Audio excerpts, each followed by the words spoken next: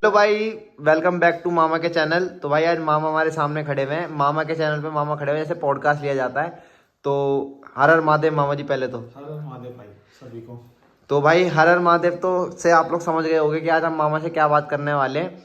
तो भाई आज मैंने सोचा कि क्यों मामा महादेव के कितने बड़े भक्त हैं, आपको पता ही है, भोले बाबा के। तो आज उन्हीं के हिसाब से अभी कुछ चीज स्टार्ट होने वाली है जिसका नाम मामा अपने मुंह से लेंगे। तो मामा जी सबसे पहले पब्लिक को ये बता दो कि अभी क्या स्टार्ट होने वाला है। तो भाई सभी को भाई हर हर महादेव।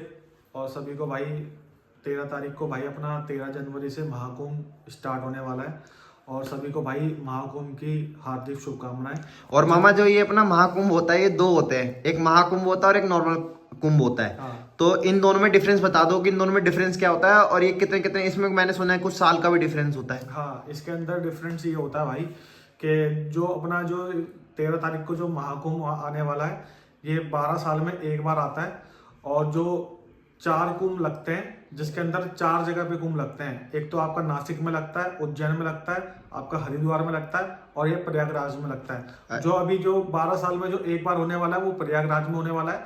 और वैसे जो 4 साल में जो लगते हैं वो 4-4 डिवाइड हो जाते हैं। नासिक में 4 साल में एक बार, उज्जैन में 4 साल में एक बार, हरिद्वार में 4 साल में एक बार, और आपका प्रयागराज में 4 साल में एक बार। तो अभी जो 12 साल जो इनको डिवाइड अगर करेंगे, वो मतलब डिवाइड करेंगे, जोड़ेंगे, तो भाई 12 साल में जो एक बार आने वाला है वो प्रयागराज में होने वाला है महाकुंभ, जिसको महाकुंभ बोलते हैं। जो 4 साल में एक बार आता है उसको अर्धकुंभ बोलते हैं। तो जो ये आपके देखने वाले, जो चाहने वाले हैं, या जो आपके और भी नए नए बंदे आपको भी देख रहे हैं, तो जिनको महाकुंभ देखना है, कि कई लोग, मैंने सुना है कि कई लोग कहते हैं कि महाकुंभ कोई देख नहीं पाता है, मतलब जाते हैं लोग वहां पे देखने के लिए, जो महाकाल के भक्त है वो तो जाते ही हैं। बट नॉर्मल ये कि जो नहीं जा पाते, अगर उन्हें जाना है अब जिगरा करके, तो कहाँ पर जाएं कि हाँ यहाँ पर उन्हें रुकना पड़ सकता है या कुछ हो सकता है। तो उसके बारे में थोड़ा बताओ कि कहाँ पर जाए वो। उसके लिए भाई आपको कुछ नहीं करना है। जैसे भी आप किसी भी स्टेट में रहते हो, किसी भी एरिया में रहते हो, वहां से भाई अपने नियर बाय अपना रेलवे स्टेशन जाएं।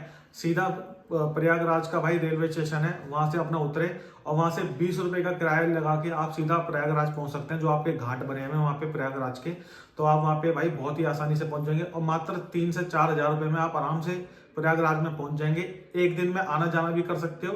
और अगर आपको वहां पे स्टे करना है आपको, तो वहां पे आपको डॉर्मेट्री मिल जाएगी, जो कि 200 से 300 रुपए में डॉर्मेट्री मिल जाती है पर डे का, एक दिन का। और जो आपको अगर वहां पे खाने पीने की, तो वहां पे भंडारा भी मिलता है। और वहां पे बहुत सारे ऐसे ऐसे रेस्टोरेंट हैं जहाँ पे आपको बहुत सस्ते में बहुत चीजें खाने को मिल जाएगी। और वहां पे भंडारा सभी के लिए है, वहां पे फ्री।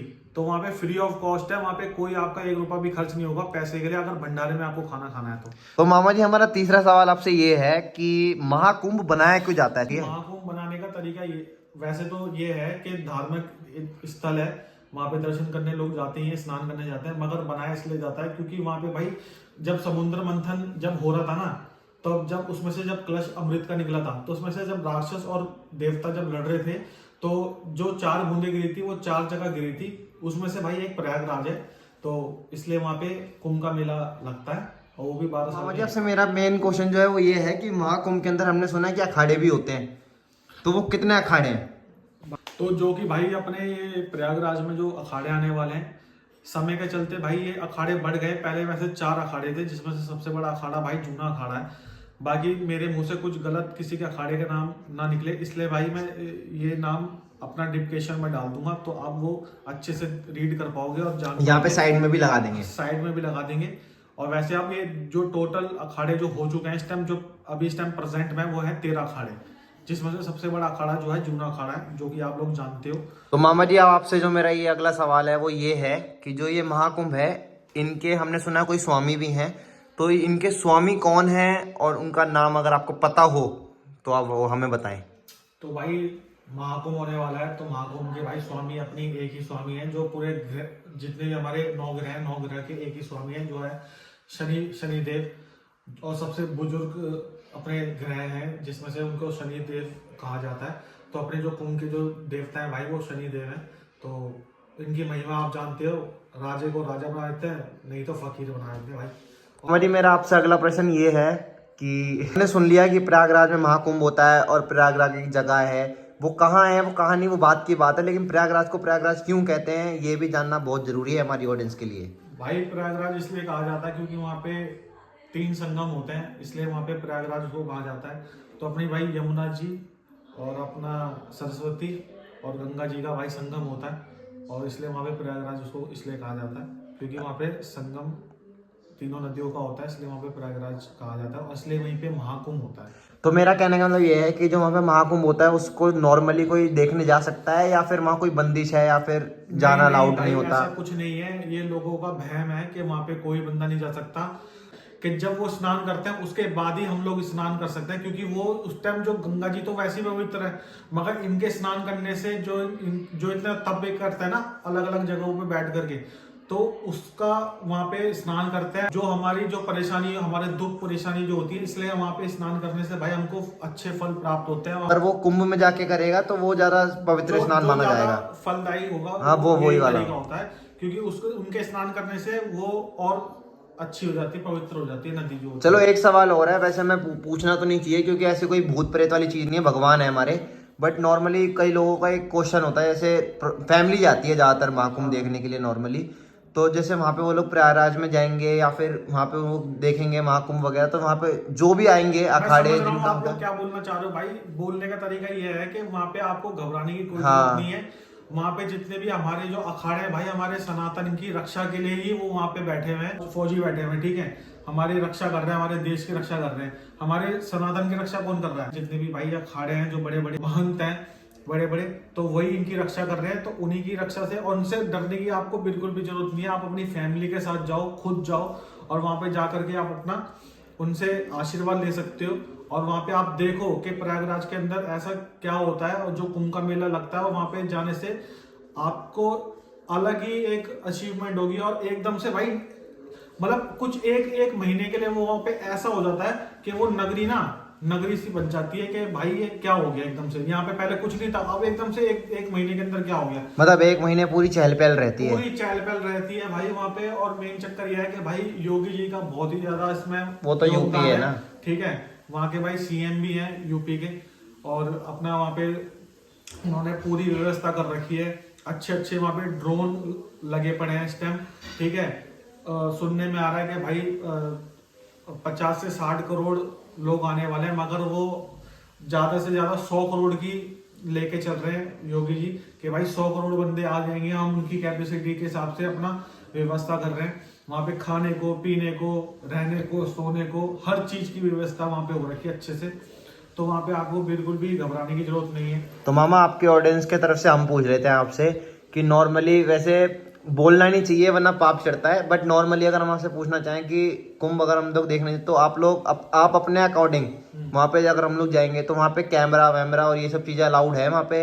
भाई देखो बिल्कुल है, मगर आप अपनी खुद की भी सेफ्टी रखना, क्योंकि देखो अगर वहाँ पे जा रहे हैं, लाखों की पब्लिक है, तो आपको पता नहीं कि वहाँ पे कैसे कैसे लोग आने वाले हैं, मगर यह है कि अपनी सेफ्टी अपने हाथ में होती है। मतलब ऐसी फोन आप वहाँ पे जा सकते हो और अच्छे से रह सकते हो, और जाओ। मैं तो बस एक ही चीज बोलना चाहूंगा कि अगर आप जाओ तो कभी अकेले मत जाना, अपनी फैमिली के साथ जाना, और किसी बड़े के साथ जाना, जिसमें से आपको आसानी रहेगी घूमने फिरने में और स्नान करने में। मतलब कुल मिला के बात यह है कि वहाँ पे फोन से वीडियो बनाने में, फोन यूज करने में कोई रोक टोक नहीं है, बस अपनी सेफ्टी पर्पस। बिल्कुल बिल्कुल, अगर आपको कोई दिक्कत होती है तो भाई पुलिस प्रशासन वहाँ पे बैठा हुआ है, आप उनको जाके इत्तला कर सकते हो, बता सकते हो कि मेरे को ये परेशानी है, तो आपको मेडिकल की सुविधा वहाँ पे मिलेगी, आपको हर चीज की सुविधा मिलेगी।